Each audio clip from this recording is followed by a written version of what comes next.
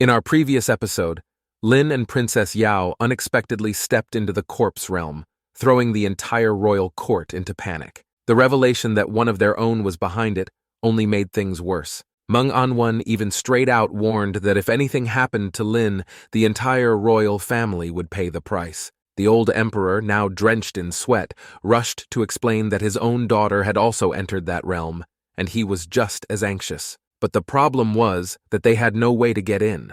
Hoping to buy time or perhaps a solution, he quickly led Meng Anwen to a secret underground chamber.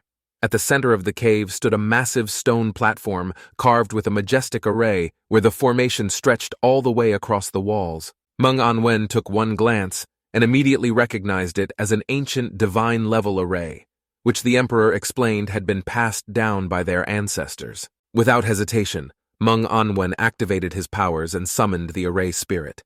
Immediately, a light orb slowly floated into view. Turns out all divine-level magic arrays have these little spirits inside of them. We were also told that the higher the array's level, and the longer it existed, the more intelligent the spirit became. This particular spirit greeted Meng Anwen respectfully and introduced itself as the guardian of the demon sealing array, whose sole job was to keep the corpse realm sealed and prevent an outbreak. Meng Anwen wasted no time and asked if he could be sent into the realm, but the spirit refused right away, calmly explaining that the portal only opened once every 100 years, and during that time, no one was allowed to enter. In a deeper tone, he pressed on, asking what if he insisted. The spirit remained unfazed, stating that any attempt to force entry would trigger the array's self-destruction, with all of its energy diverted to strengthen the seal.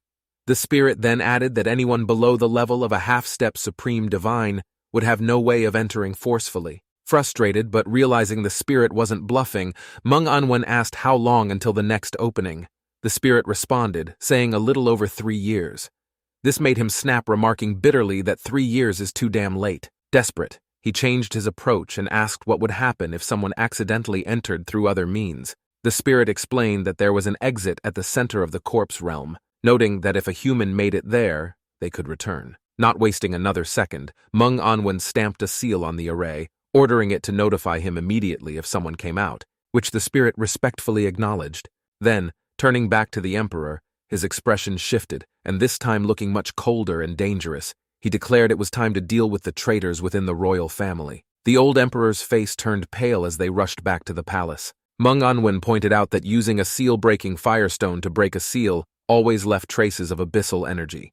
And sure enough, following that residual force, they locked onto a specific building. The emperor immediately caught on and noticed the lingering abyssal power was coming from Dongfang Tuo's estate. Realization hit hard, so he barked furiously, demanding that Dongfang Tuo show himself. With no one responding, they stepped inside, only to find someone seated calmly in the hall. The emperor stormed forward, demanding to know if he admitted guilt, but again, no response. Grabbing the person's shoulder in frustration, he suddenly froze because the person wasn't Dongfang Tuo at all, rather just a puppet. The emperor remarked that Dongfang Tuo had used the puppet to mask his aura and movements, and clearly he had fled. However, this is the perfect proof that he was behind all of this. Wasting no time, Meng Anwen issued a direct arrest order to the military. As for the royal family's internal mess, he decided to leave that for the emperor to handle himself. Before walking out, he raised a clenched fist with a cold grunt, implying exactly what would happen to him and the rest of the royal family if anything happened to Lin Boy. Moments later, the skies above the palace trembled, and the mighty divine tower descended, blanketing the palace in a crushing pressure that made everyone look up in shock. Grandpa Li, who had just been sipping tea, sensed it and shot into the sky instantly. Alongside him appeared a middle-aged man in full shiny armor, who was also one of the Empire's divine-level professionals. Seeing the divine tower, both of them were baffled and wondered when they had offended Lord An. Seeing the warning, the old emperor appeared beside them quickly, issuing a kill or capture order for Dongfang Tuo. His tone left no room for mercy, adding that dead or alive the man had to be found. With murderous intent, he followed up with a demand to investigate the entire royal family. Meanwhile, 2 days had passed. Lin and Princess Yao were still searching for a way out of the corpse realm. Along the way, Lin got to know her a bit better. Yao began sharing that her profession was Holy Shield Warrior, which she said was a rare and special bloodline profession passed down only in her family. She noted it was much like how the Ni family inherited their Legion Overlord profession. Yao couldn't hide her pride while explaining it, saying how her profession allowed her to have both a knight's and warrior's skills, meaning she had the defense capability of a knight profession while rivaling berserkers in offense. She was just about to call it very powerful when she suddenly trailed off. Staring at Lin's back, she realized perhaps that in front of him, no profession really seemed that powerful. Letting out a sigh, she remarked that even being a proud Holy Shield warrior, she had still had to rely on our boy just to survive in this world. The two pressed forward through the purple rain. Thankfully, their skeletal armor shielded them from its constant damage.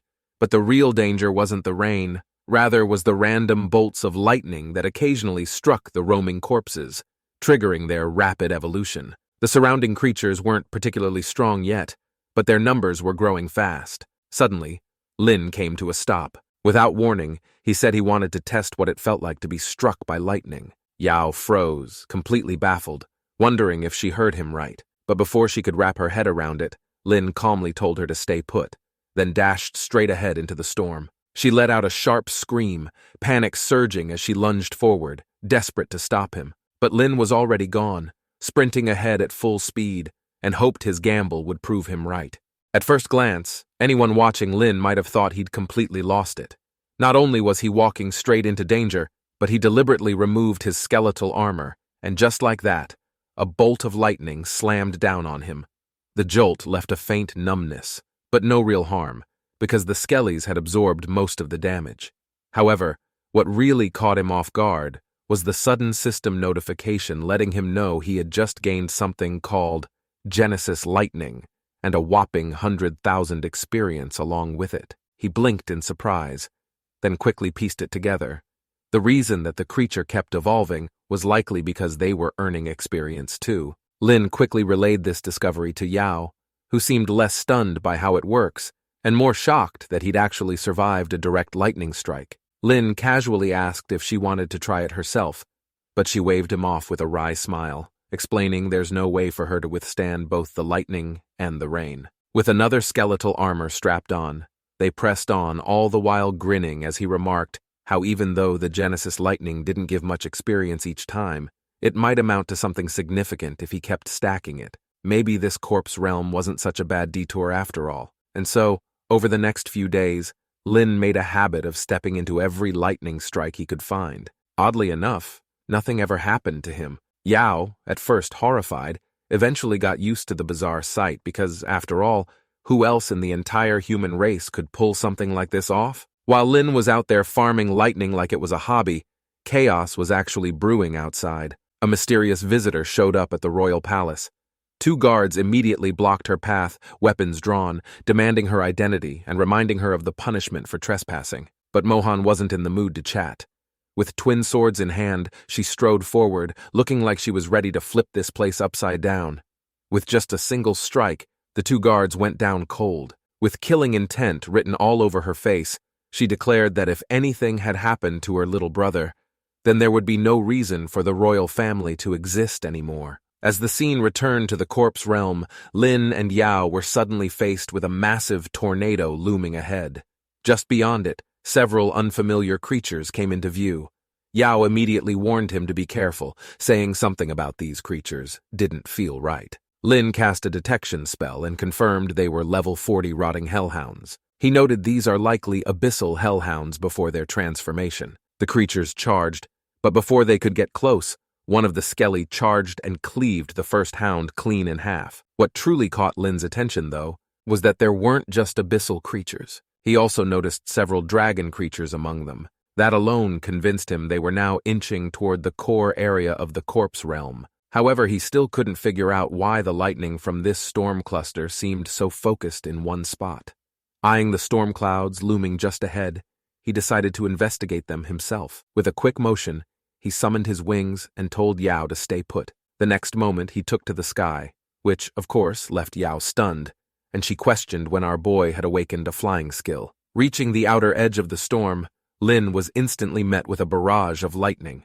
Like before, he dismissed his skeletal armor, letting the bolts strike directly. But this time, the intensity was far greater. The system bombarded him with notifications of him gaining Genesis Lightning.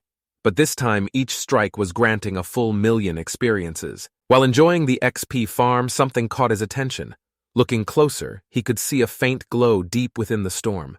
Guided by curiosity, he drifted closer, and soon spotted the source, which was a staff or scepter of some sort, quietly hovering in the middle of it all.